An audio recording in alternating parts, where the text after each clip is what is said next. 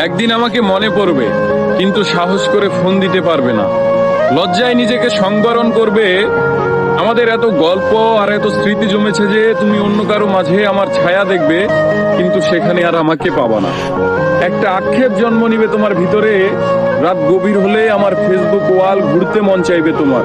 হয়তো সব বাধা ভেঙে মনের সাথে যুদ্ধ করে হলেও আমার প্রতিটি পোস্ট দেখবে, হাসবে, রাগ করবে, কিন্তু আমাকে সেই অনুভূতি বলতে পারবে না।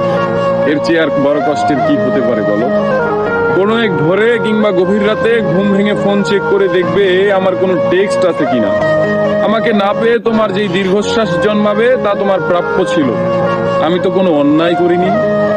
এখন যার সাথে আছো তাকে নিয়ে যতই সুখে থাকো, যতই ভালো থাকো, আমি জানি আমাকে তোমার মনে পড়বেই, কারণ আমি তোমাকে ঠকাইনি। তার সাথে কাটানো প্রতিটি সুখময় মুহূর্তে আমি থাকবো তোমার মস্তিষ্কের একটা কোণে। এর চেয়ে বড় শান্তির আর কি হতে পারে বলো?